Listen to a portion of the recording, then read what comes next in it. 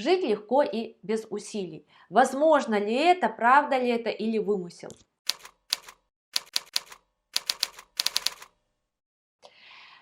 Момент первый. Хочу сразу разделить, что легко и без усилий – это вещи разные. Ну, лично для меня, вот как я это вижу.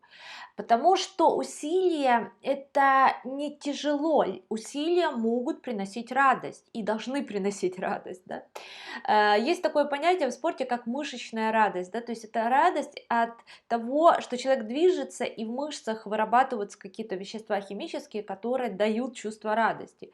Я говорю для себя про мозговую радость. Да? Это когда человек придумывает какие-то, например, для меня радость, когда я о чем-то размышляю и вдруг нахожу какое-то решение, какое-то, например, видение проекта в будущем, как это должно быть.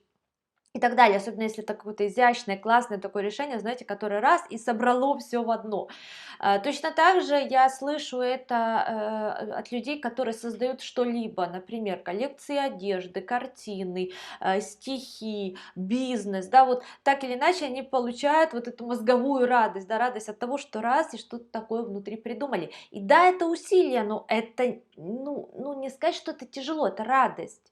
Вот, поэтому первое я бы разделила легко и без усилий. Второй момент. Если говорить о легкой жизни без усилий, э, я не верю людям, которые очень активно пропагандируют эту идею. Такое впечатление, если посмотреть на многих блогеров и так далее, такое впечатление, что они с усилием тяжело эту идею продают, да, потому что так много об этом говорят, так много это декларируют, как я живу, как легко, как без усилий, что хочется сказать, ну, это выглядит очень с усилием, да, вот эта вот демонстрация, как мне легко, она сама в себе какие-то усилия содержит и какую-то тяжесть. Вот, мне кажется, что люди, которые реально достигли такого уровня, когда они живут легко и без усилий, потому что это определенная психическая работа. Ну, особенно, да, когда усилия соединяются с радостью, да, я дальше об этом скажу. И мое мнение, что люди, которые реально достигли этого, они об этом не говорят, они просто так живут. Если человеку нужно о чем-то очень много говорить, это про то, что что-то здесь, какая-то тяжесть в этом есть, да. Во что я также верю, это верю в возможность усилий с позиции «хочу», а не с позиции «надо». Это разное качество усилий. Потому что жизнь сама по себе, да, она требует усилий, требует развития. Но это усилие, оно может быть от «хочу», а может быть от «надо». Да, когда, не знаю, дерево растет, оно прилагает усилия, да, потому что проходит множество процессов там, в клеточках и так далее. И это усилие, но при этом оно сопряжено с ростом. А другое усилие, это когда, знаете, муха, которая не может вылететь в форточку, она бьется в стекло рядом. Это тоже усилие, но это другое качество усилий.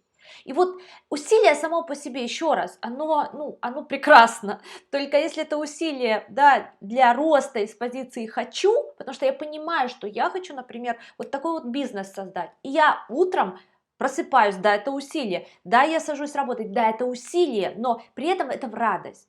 Это одна история. А если я борюсь постоянно с ветряными мельницами каких-то своих внутренних убеждений, или какой-то борюсь вечно, там, не знаю, враги у меня все вовне и так далее, тогда это усилие как тяжесть, да, и жизнь кажется тяжелой.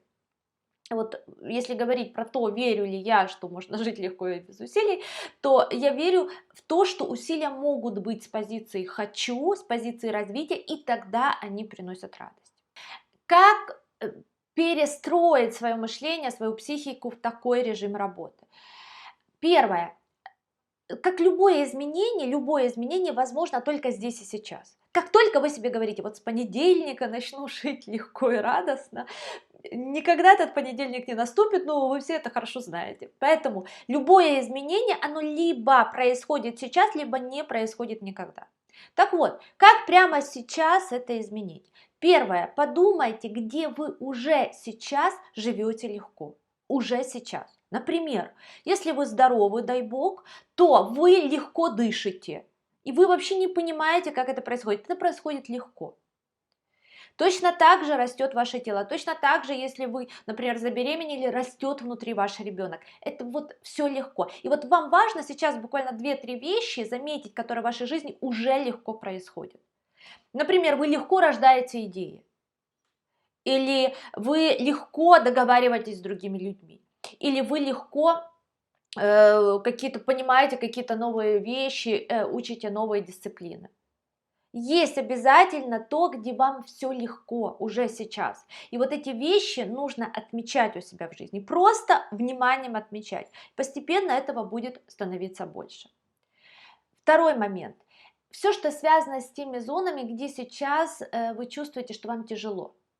Да, что это какие-то сверхусилия, что это какое-то антисостояние к состоянию легко и без усилий, да, где я все через не могу.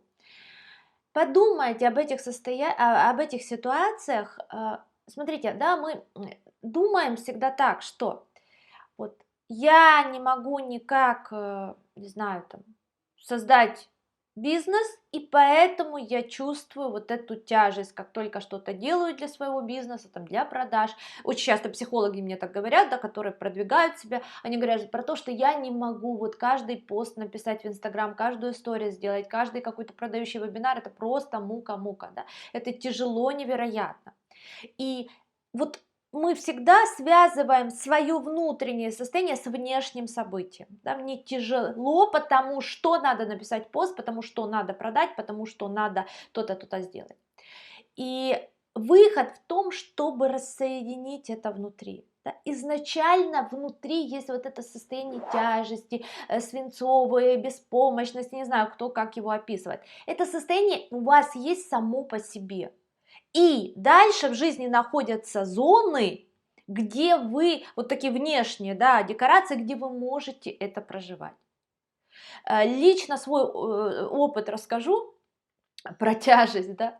Я когда пришла только в интернет, начала работать и как психолог, да, себя продвигать, и я создала курс, где, ну, это был набор видеоуроков, и также к ним шла моя личная обратная связь. То есть был пакет, где только видеоуроки люди покупали, а можно было там за дополнительную оплату купить еще мою поддержку, мое сопровождение. И вот, внимание, вот это сопровождение я поставила в формате email ответов. Ну, то есть по email вот люди смотрят видео, ну, сейчас такое редко делают, но когда-то это был модный такой формат, многие делали, да, люди смотрят видео, и если какие-то вопросы, они мне пишут на почту, и я текстом отвечаю. И еще был формат, где я в режиме личных консультаций поддерживала.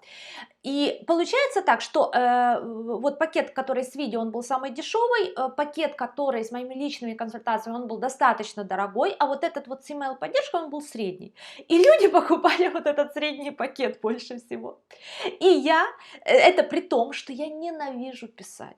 Вот ну, сейчас уже как-то я чуть это все проработала, но все равно я не люблю писать. А тогда я вообще ненавидела. То есть мне сделать статью, это было 3 дня усидчивой, кропотливой работы. Ну, не статью такую научную, а просто пост, да, то, что сейчас называется пост.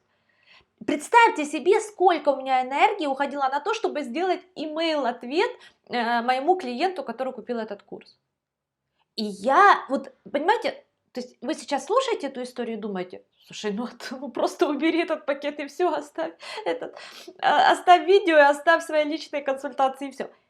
Это очевидное решение для любого человека с интеллектом там 5-летнего ребенка, правда? Я, человек с интеллектом выше, чем у 5-летнего ребенка, так работала, наверное, год. Я мучилась, знаете, как мыши мучились, кололись, но продолжали грызть кактус.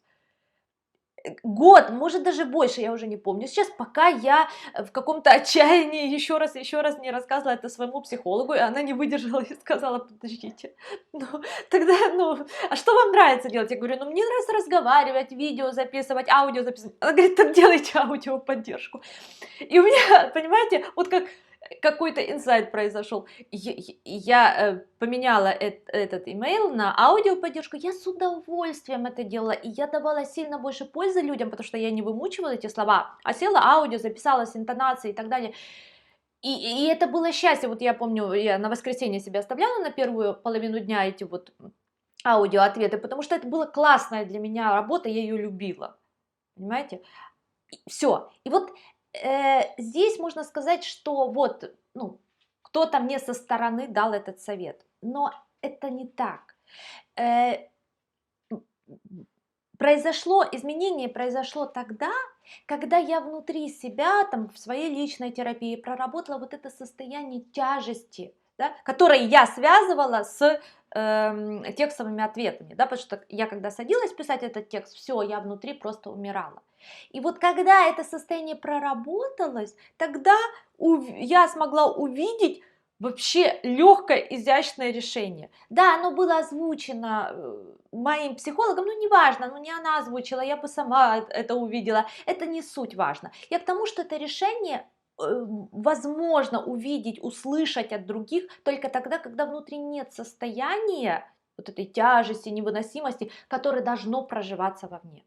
И вот попробуйте на те ситуации, где вам сейчас тяжело, невыносимо и так далее, посмотреть таким образом, что на самом деле есть внутри это состояние и создается внешняя ситуация, чтобы это состояние прожить.